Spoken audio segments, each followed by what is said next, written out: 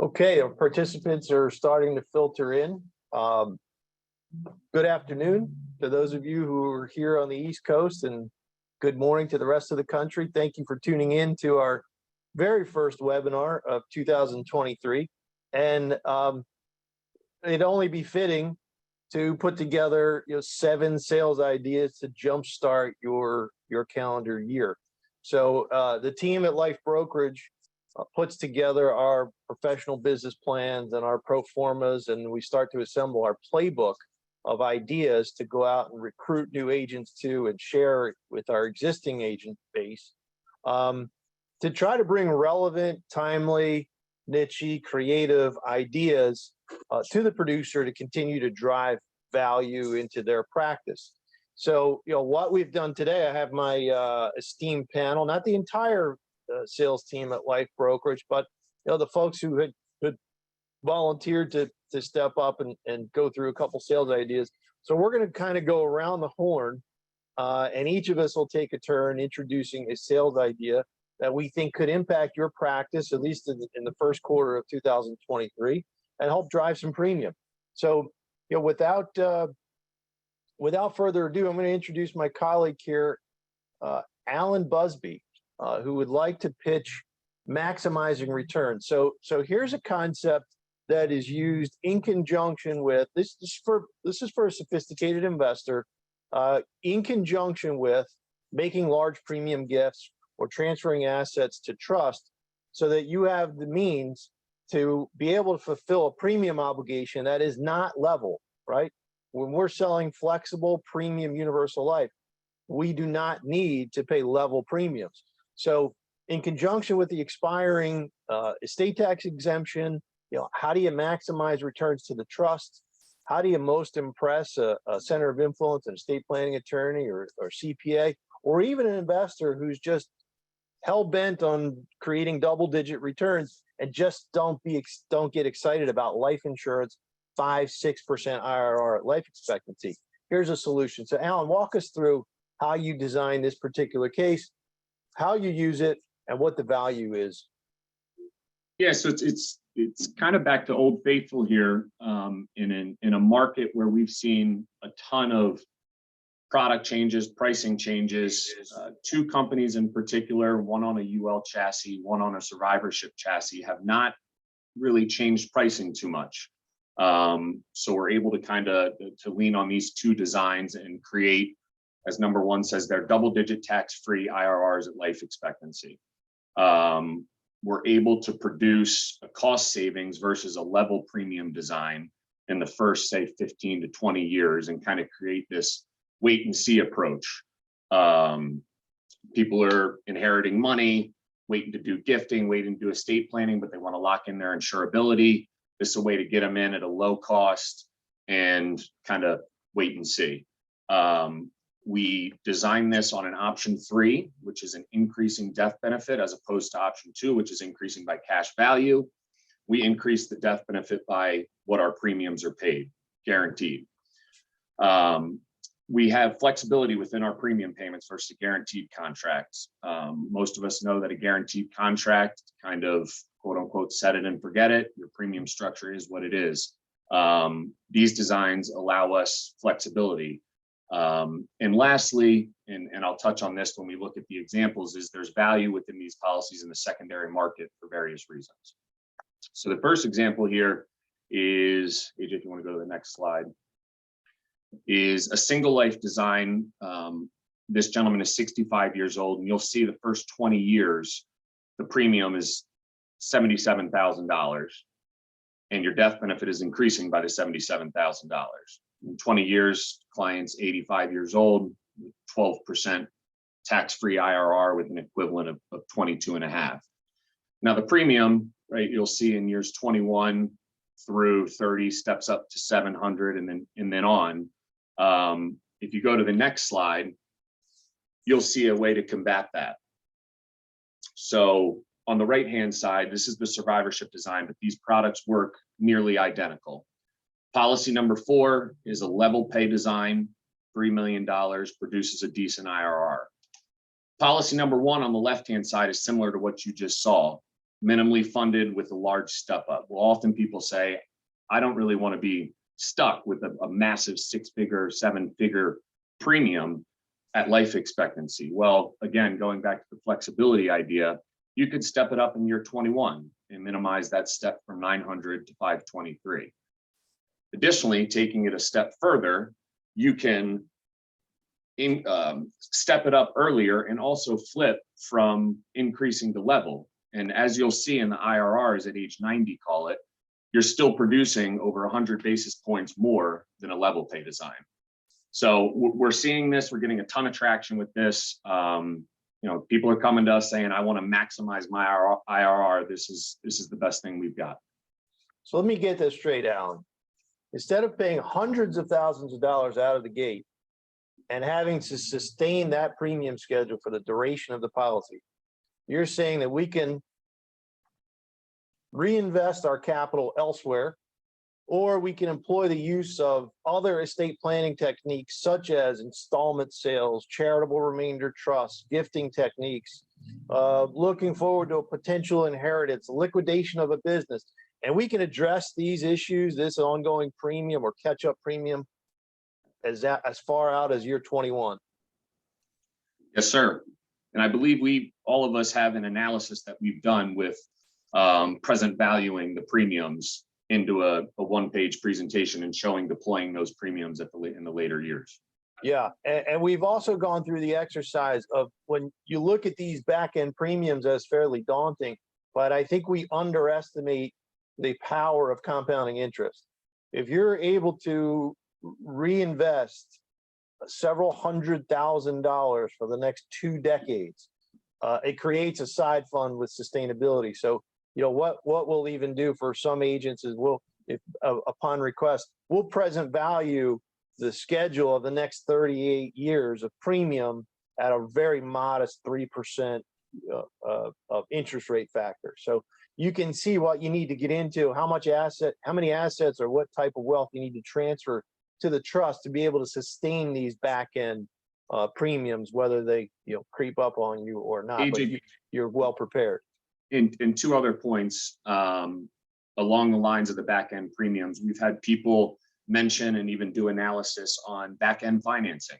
Yeah. Right? There's nothing stopping you. People premium finance early premiums. There's nothing stopping you from financing back end premiums. And as I mentioned in the secondary market, really low cost UL chassis on these 2 policies in particular, and with the ROP feature, the secondary market loves these policies. So there's always an option to get out that way as well. Thanks, Alan. And I'll also commend you on not running these at a hokey crediting rate that's unachievable. What you've actually done is run this at, if you look at the footnote down below, you've actually made the assumption at the guaranteed fixed rate of 2%. So you've done a nice job insulating yourself from cap rate risk, product performance risk, and you've really kind of buttoned things up here. Nicely done. Idea number 2, I'm going to take this one. What we're seeing is we've gone from an extremely low interest rate environment to a somewhat normal interest rate environment almost overnight. And one of my favorite plays when I came into the business was taking an annuity asset or a CD or what we called a dead asset that was includable in the taxable estate. And for mature clients, when I say mature 65 plus, and annuitizing them. And as a life only, as you know, the value at death on a life only annuity is 0. So you have essentially eliminated that asset from the taxable estate. Subsequently, it is cost effective to buy life insurance to quote unquote cover that asset and replace the wealth to the family. And you can do that outside the taxable estate. So let me just take you through an exercise. This strategy kind of died out in this extraordinarily low, persistent interest rate environment, which was further exacerbated by COVID, but now kind of normalized. So this play is back in on the table. So what I'm showing you here is historical immediate income SPIA rates all the way back from 1986 through June of 2022. And what you'll see here in male age 70 in the fourth column, which is pretty tough to decipher on this small screen, is that we're in the best payout rate environment than we have been in some time. We have actually been restored January 2011 SPIA payments. So if you look on the right-hand side, just a short time ago, July 2020, a male 70 would get a 6.8% distribution rate on their deposit.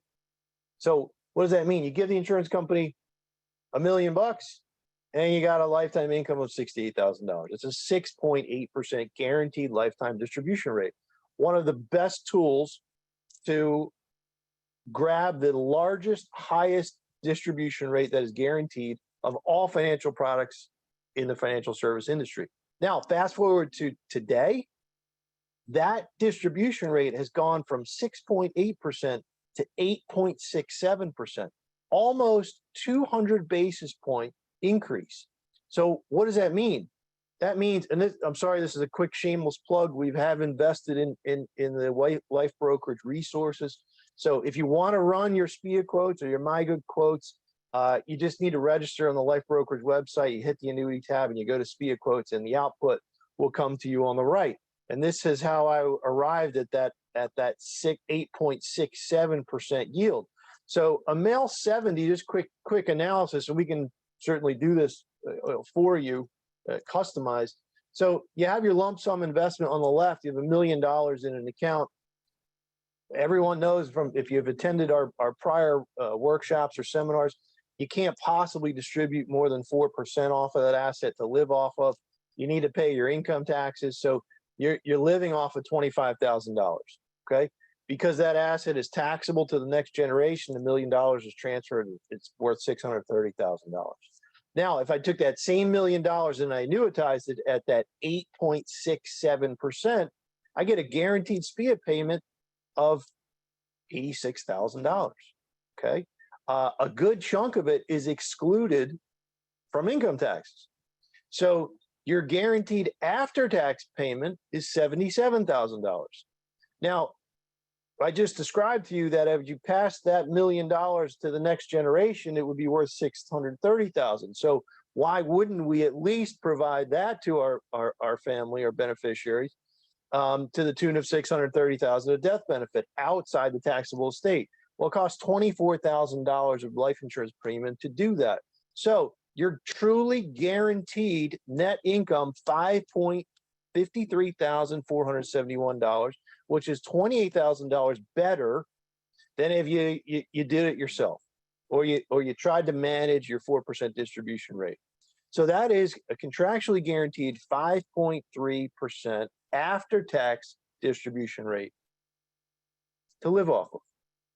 You can reverse engineer this and then just take the entire $77,000 and go out and buy as much death benefit as you'd like if you want to maximize your wealth transfer. But depending on what your focus is, the moral of the story is interest rates have helped the SPIA game, and incorporating SPIA with your life insurance planning can really drive distribution rates and maximize your wealth transfer strategy. While we're on the subject of rising interest rates, we have seen that policies that have policy loans have been affected, in particular, whole life. So my associate here, Henry Borda, has put together a couple slides that describe the opportunity, has given us a case study, and has recently closed a really significant case where policies were in quote unquote offset, and the dividend yield has kind of maintained where it's supposed to be, but the loan rate has been impacted. So Henry, why don't you walk us through the opportunity here and your case study, if you don't mind. Yeah, thank you. So with interest rates increasing, obviously policy loan rates have come up as well, as AJ had mentioned. Whole life in particular, there's a a lot of older whole life policies on the books with variable loans that we should be doing policy reviews with and uncovering. So with this, you know, the offsets in the current contract may not be working. The be your own bank strategy may not be working as well. So what we look to do, they essentially, clients in this position have three options. One, you can stay put, you do nothing, and you continue to pay the loan interest to maintain that same amount of death benefit. Two, you can make changes to the existing policy, maybe by paying out of pocket or paying down the loan using dividends. Or three, you can transfer the loan and policy cash value to a new policy and mirror the current loan. Yeah, I'm going to jump in here for a second, Henry. So option one, you run the risk of the policy expiring before you do, right, as the insured. And in that instance, a 1099 is triggered. Number two, unselfishly, right? It's our job to sell life insurance, but unselfishly, I don't think a lot of consumers or agents know that you can use the dividend to pay down the existing debt. And often that improves scenario one significantly. So forget rolling the loan to a new company, which Henry's going to walk you through the benefits of that.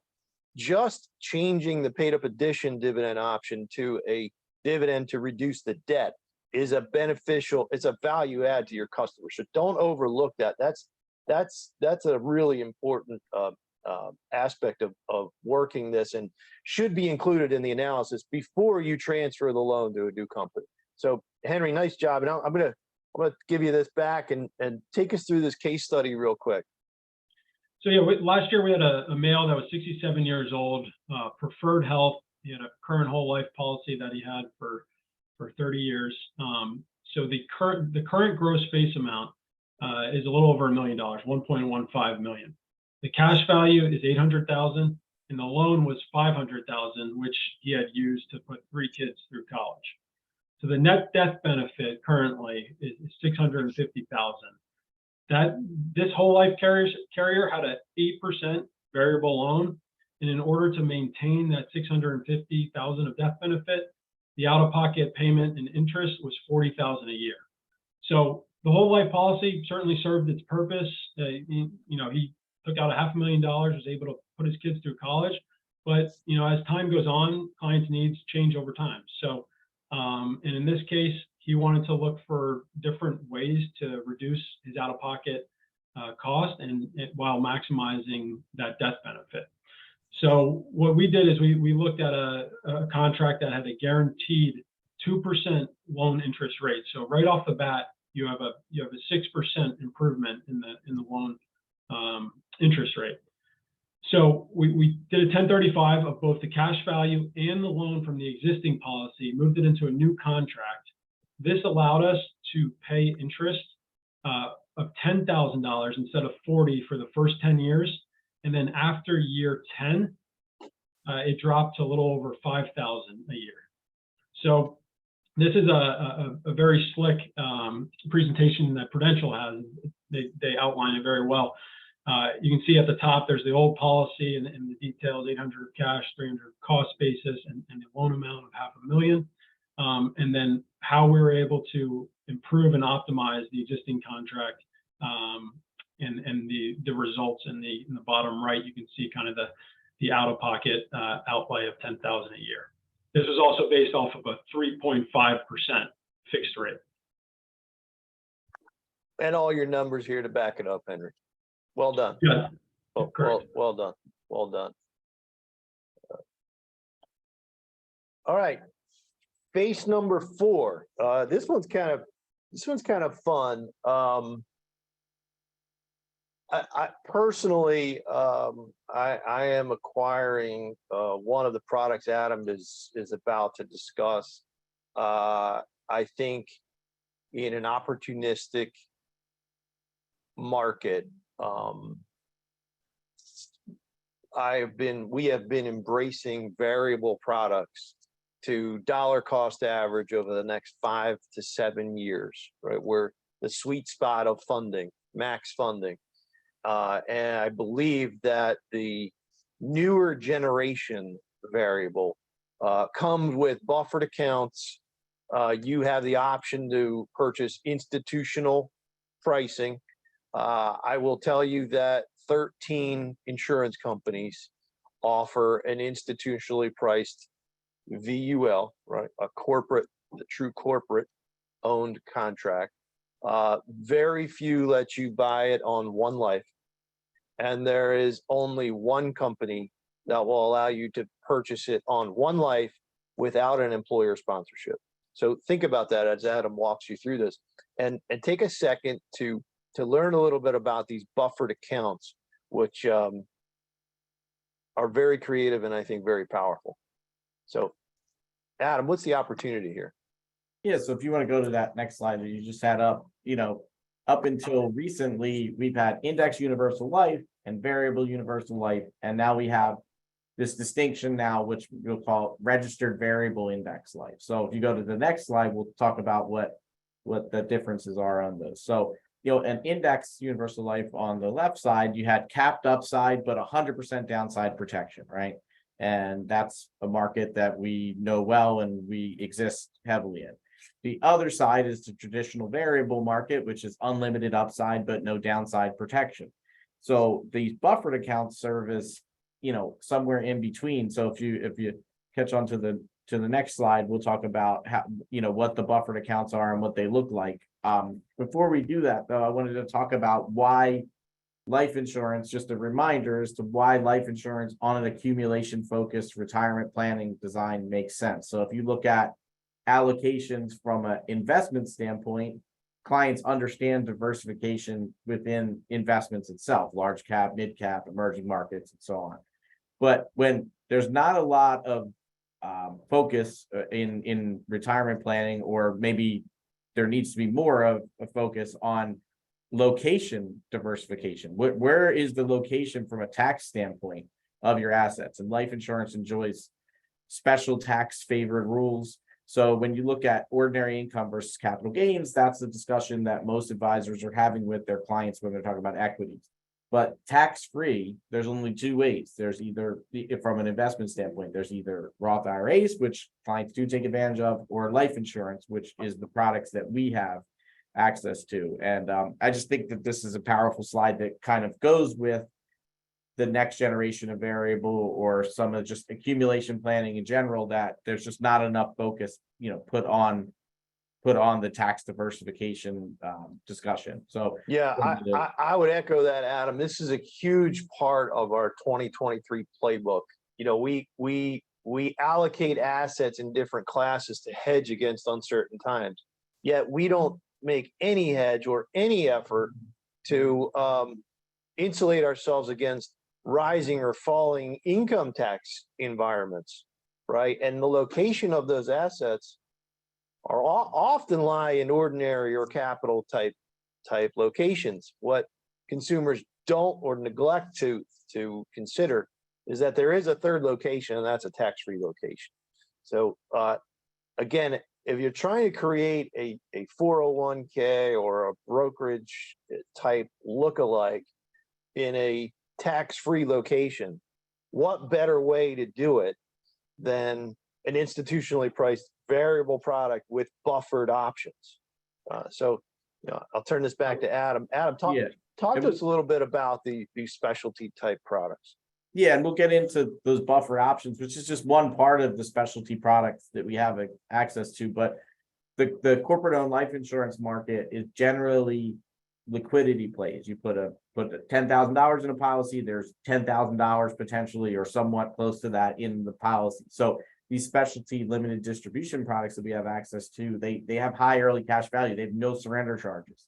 And actually they have a reverse surrender charge in which there's actually a positive account credit if you surrender it, because they return some of the expenses and fees in the early years. So you actually have a potential, if the policy performs, to actually have more than 100% of what you put in as available liquidity on your balance sheet in year one.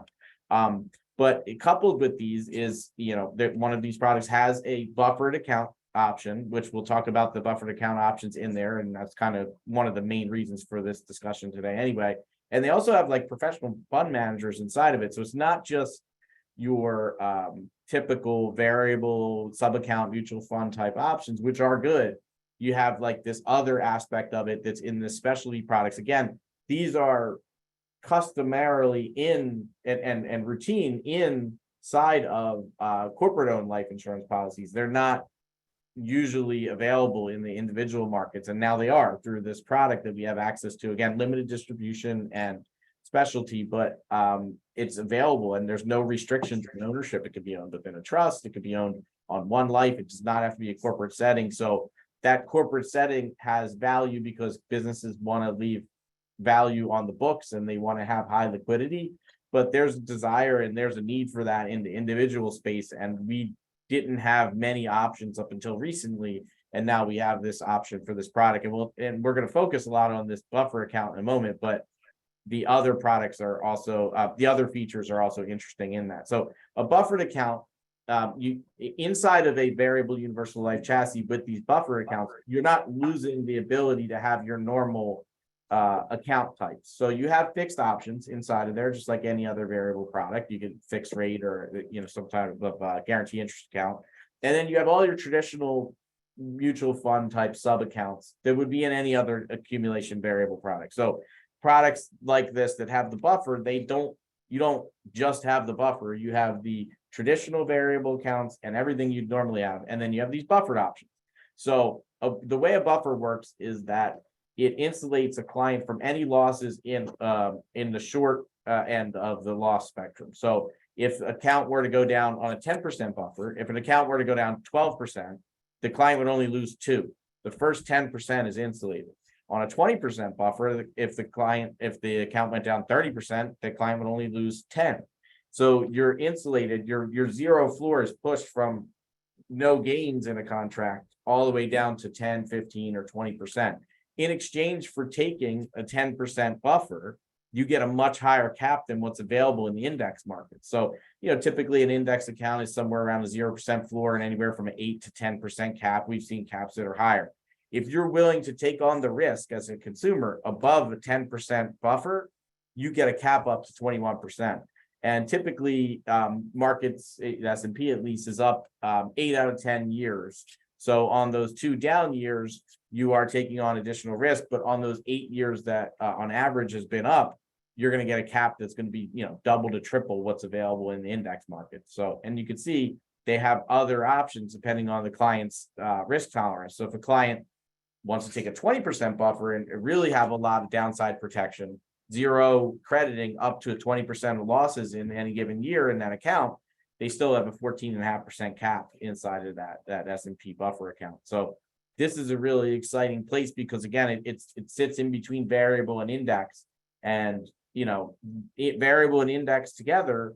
That this is emerging in between those two. So it's really it's where the market's going. This product happens to have really high-end caps on it, but there's multiple carriers entering this space, and we feel like this is a really good space to be in for 2023 to make clients aware and make our advisors aware that this exists, because it has really high upside and all the tax benefits that we like in life insurance. So Adam, in concept, the insurance company is going to create a hedge that will absorb the first 10, 15, or 20% loss in your fund, in your particular fund selection, in exchange for a limited upside. So a 10% absorption, the first 10% absorption of loss will trade with a 21% cap upside. And to do so, which I think is one of the most impressive features, what we haven't discussed yet, is the cost to having these accounts, which are 40 basis points. Extremely efficient to create these buffer strategies. Okay, so Quick question, Adam, can you change the buffer every year? You change Question the from- buffer every, yeah. So on Question from the audience. on the majority of these accounts, each carrier that offers them offers it differently. These are no different of an allocation strategy than any type of mutual fund. If you were in some kind of Fidelity fund or T. Rowe Price or whatever it was, and you had an allocation to that, you're just allocating to these. So you could come in and out of them annually. They're 1 year point to points. Some companies have restrictions that if you go in, you have to stay in for a little bit. But in this particular specialty product, the one that we're showing here, it's just another allocation option that you could choose. You could put a portion of your money in it and reallocate each year. It is a 1 year point to Thanks, point, Adam. and it is 100% participation. So Thank you, Adam. Yeah. All right, moving on. Idea number 5, similar but different. So one of the reasons these variable products have evolved is the benefit of post section 7702 changes. Opening up the spectrum of all products. And again, gonna stick with you here, Adam. Optimizing pre and post 7702 products has been a little arrow in your quiver that you've had a lot of success with over the last 12 months or so. Can you describe to us how this optimization can work and what segments of the market, and then just kind of talk us through the mechanics? yeah, so 7702 is, kind of 2 years old now, and what all that is, that's just the section of the IRS code in which life insurance operates in. But each company was mandated to make these changes, and the changes have impacted whole life in one way, and they picked IUL or index or variable universal life in another way. And the long story short is that they you could get more money into a face amount than you ever could. So if $100,000 face amount on pick your age would have gotten $3,000 in before max funded, you're going to get $4,000 or $5,000 or $6,000 into that same contract. So essentially, products got cheaper for clients because the face amount that you purchase is where the costs are. So everything else the same. If you're putting more money into the same face amount, you're lowering the cost relative to the money you put in, which means there's going to be more money invested for you. We talked about the buffers a second ago. This goes hand in hand with that. We also haven't talked about in this conversation, but there's a lot of consumer benefits and a lot of things that have been created in the index universal life space that are just, innovations basically. So if we were having this conversation 10 years ago, there's no buffer accounts, there's no income riders, there's no guaranteed participation or guaranteed cap type products. So there was a lot of issues with the old series of variable universal life and index universal life that we have come to get away from. So there was some abuses with the high interest rates. There were some games that were played with variable participating loans that made policies look better than maybe they actually operated. There's been a lot of consumer benefits that have been put into products now. There's a lot more protection, whether it's no lapse guarantees or cash refund options, like I said, income riders. There's all kinds of new things that's in index universal life. And then we just talked about the variable universal life.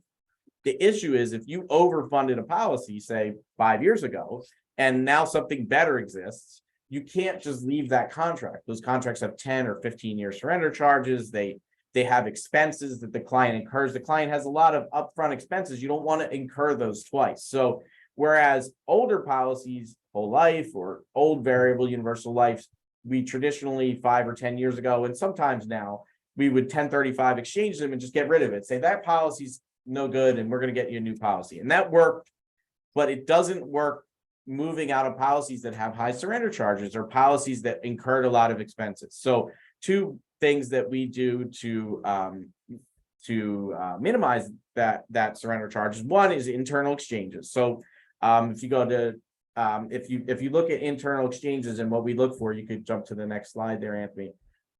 Some companies have made the 7702 changes, and they say that, you know what, you can change within our product portfolio and not every company allows this.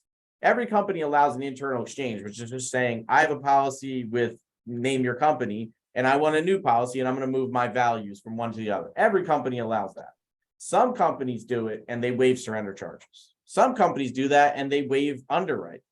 But what you want to do is you want to look at the cost of insurance discounts by buying a new policy versus the old policy. And then you want to look at the new expenses and see if it makes sense for the client. What happens is that the old policies sometimes are limited. You can't make face amount reductions, or you can't make them to the degree that you'd like. So what you have is some companies have come out with better products. They let you get the better products through a switch, and they let you waive surrender charges in the transfer. And sometimes, not all the time, but sometimes they even pay a new compensation on that. So it's a really big opportunity. It's a narrow market because not every company wants that. It wants to do that and offers that. But the ones that do, they're being really fair to clients. They're saying, look, we didn't have this specialty product 6 years ago. Now we do. If you want to switch, you have to do it at your attained age, but you make the switch. And because the products are so much better, and because they waive surrender charges, it could be within a year or two, or certainly down the road, the clients could be so much better off in the new innovative products than the older ones. And we're not incurring a surrender charge, and we're creating a new opportunity for us. But the first step in all of that is to do an in-force and see what you have. We want to go from good to better. And if we could optimize your current contract, like Anthony talked about earlier, we'll just do that. We don't necessarily have to get you into something else. But if the company lets you switch to the better products and it makes sense for you today, it's a really nice opportunity for the clients. And like I said, some companies will waive underwriting, and some companies will waive underwriting and pay compensation. So it's something that we really have to look at, and it's been a good surprise that companies allow that. Good find there, Adam. And more often than not, they're actually getting paid commission on that exchange as well, without you possibly on the delta, possibly the entire amount, but you're really improving the client's position. So Adam, great find on the internal exchange side. How about just redirecting existing premium? What are you looking to do here? So if you go to the next slide that we have there, let's say that we want to do the same thing that we're trying to accomplish, which is just lower the client's cost of insurance, right? The death benefit is secondary, but we want to just get as much accumulation in there, and we want to lower cost of insurance. And the cost of insurance discounts by buying a small policy or buying an optimized policy today are better than the older policies, and we compare the contract charges. And let's say that makes sense, but the contract has surrender charges. They don't have an internal exchange. The client put in $300,000 and they only have $150,000 in cash surrender value. There is no scenario in which we want a 1035 exchange that. For as good as the new consumer benefits are, it's very difficult to recommend a client leave a policy early in a surrender charge contract. We generally don't do that, or it's very rare that it would exist, right? But what we can do is we can optimize that current contract, and we can redirect the premium. So if you did a 10 pay of say $25,000 and you have 5 years left, and it doesn't make sense to 1035 exchange it, it may make sense to just shut that policy down early. It was originally designed as a 10 pay. Let's turn it into a 5 pay.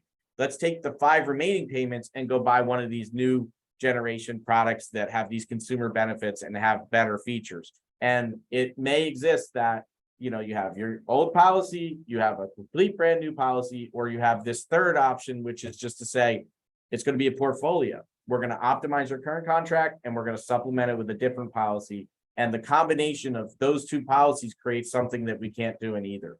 And redirecting premiums has been something we've done recently, just because of how much better the new series products are than the older ones, the innovations, and like I said, the consumer benefits. And some of those consumer benefits are contractually guaranteed. So we're de-risking a portfolio, just like you would with any other investment, where you'd say, we're going to move out of this fund or this sector and go into the others.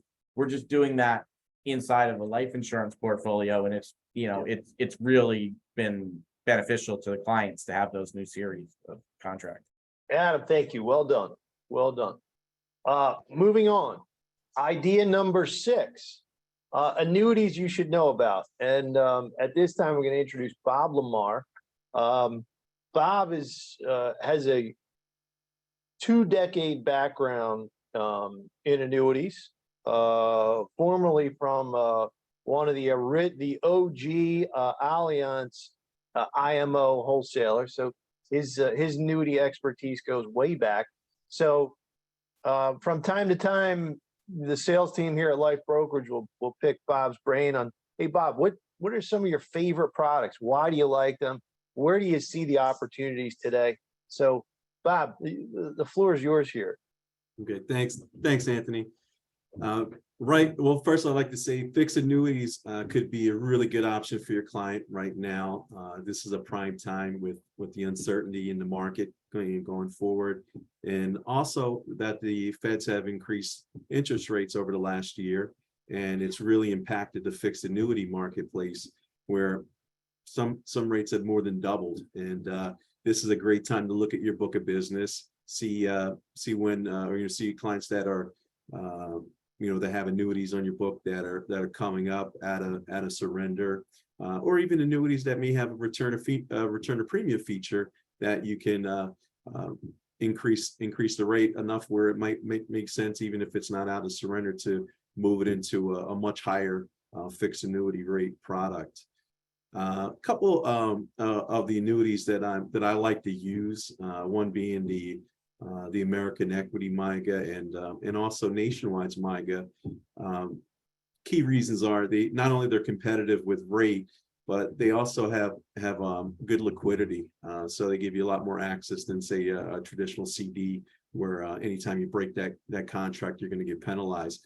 They have pretty good liquidity, allowing 10% withdrawals. Nationwide will actually let you take a 10% withdrawal within the first year. Also, on a different note, I like the American General Assured Edge fixed annuity. That's the only fixed annuity that has a lifetime guaranteed income rider. So you don't have to annuitize the product, and you can keep access to the money that's in that fixed annuity, but also have, you can trigger the lifetime guaranteed income rider. And many times you'll see that it provides more income than a lot of the indexed and variable annuities with their income riders. It's pretty impressive, and then you keep access to the money, which is key. And if you want to switch to the next slide, yeah, nicely done. So just to recap here, the Bob's favorite list, right? And this changes as with time and rates. So American Equity MYGA, Nationwide MYGA, and Bob, not to be repetitive, but you like the liquidity features on these two MYGAs where you can access 10% free withdrawals. What you can't do in other fixed instruments like CDs or being forced to wait in other annuities till month 13 or beyond before you can tap that 10% free withdrawal. And then the true favorite and the crowd favorite is the Assured Edge, especially for you New Yorkers who are on the call. Approved in New York, the first guaranteed income rider actually approved in New York on a fixed chassis, so you don't have complexities with broker dealers and registration issues. Bob, back to you in positioning the annuity as the risk-free asset in today's environment. Right, and as you can see, the CDs, which are on the left side, and your savings and money market bank instruments, you'll see those interest rates increase as well. But more times than not, you'll see that the fixed annuities seem to have a better crediting rate than the bank instruments, and plus with the other features. So not only the guaranteed interest rates and the protection from the downturn markets that you will get with the CD as well, but most importantly, where the fixed annuities separate themselves is the tax deferral and the penalty-free withdrawals, giving them access in time where there might be an emergency and they need access to their money. So at least they can go in without a penalty and pull out 10% interest only, depending on the product and the year that you're making the withdrawal.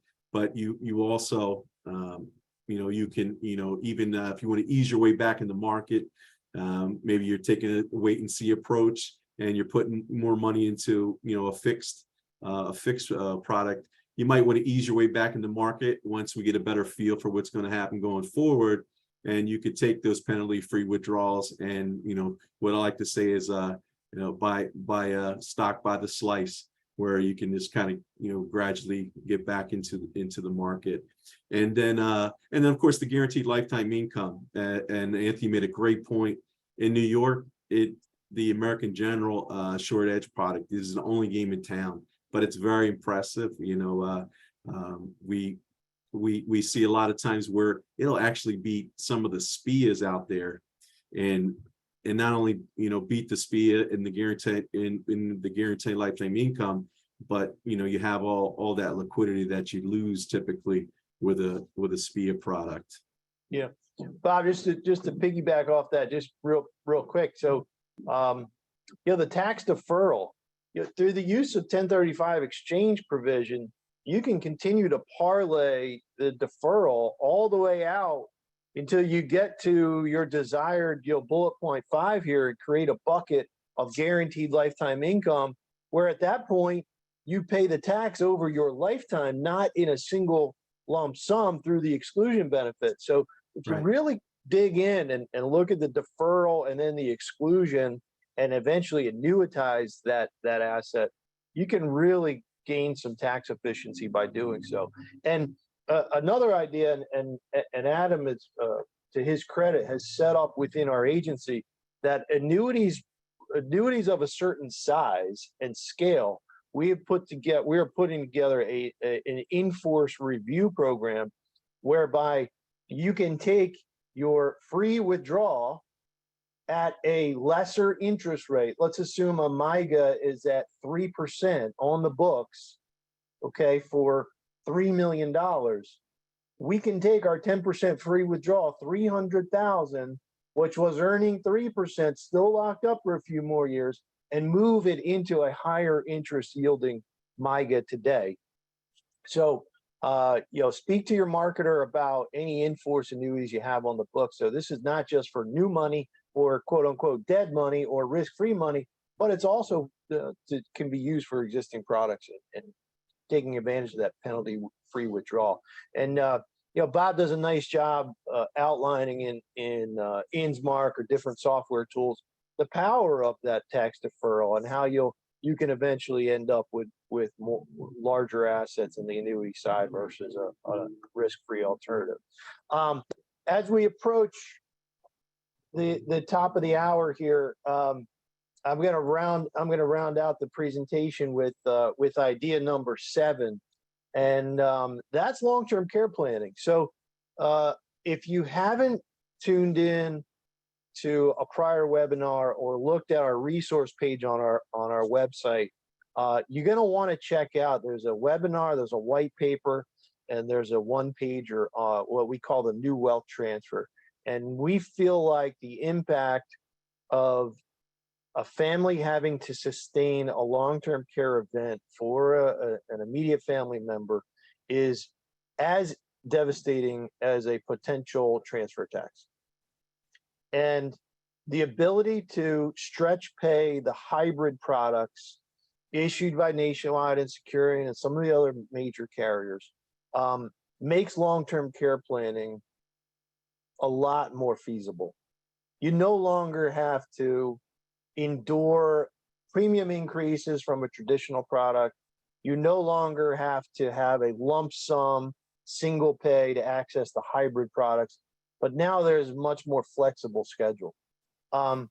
What we feel is an enormous tool to use in 2023 is the Nationwide healthcare assessment.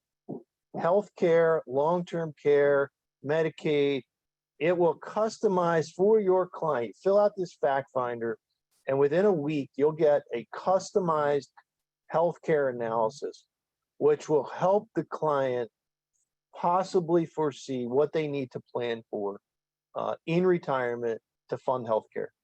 And oftentimes, it will redirect you to just shoring up that outcome and purchasing a long-term care solution, whether it be a traditional product, a hybrid product, or some type of life with long-term care rider.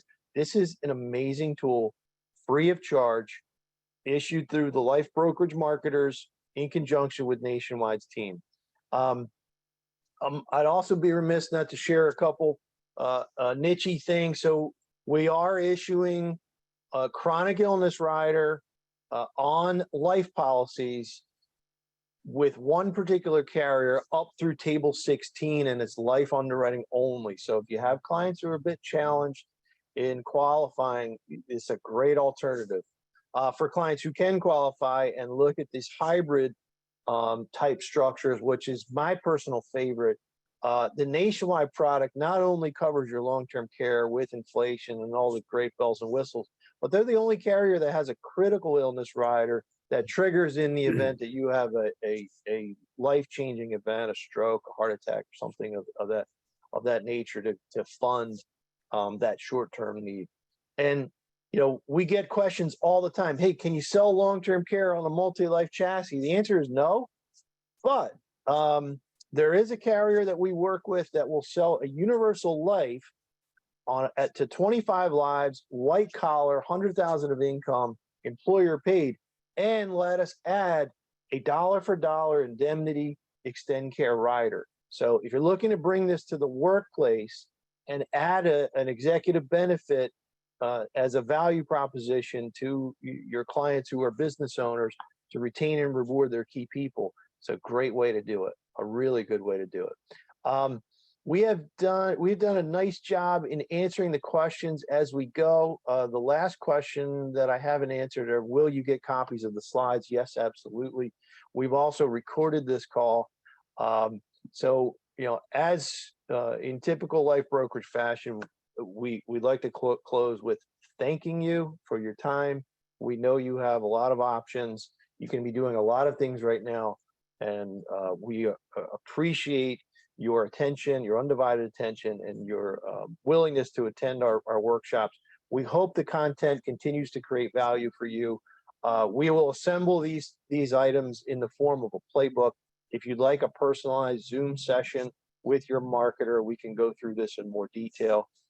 Copies of the slides and recording will be administered within the next 24 hours. So at this point, we're going to bring this call to a close. And again, thank you to our panelists, Henry Borda, Bob Lamar, Adam DeMarco, Alan Buzbee.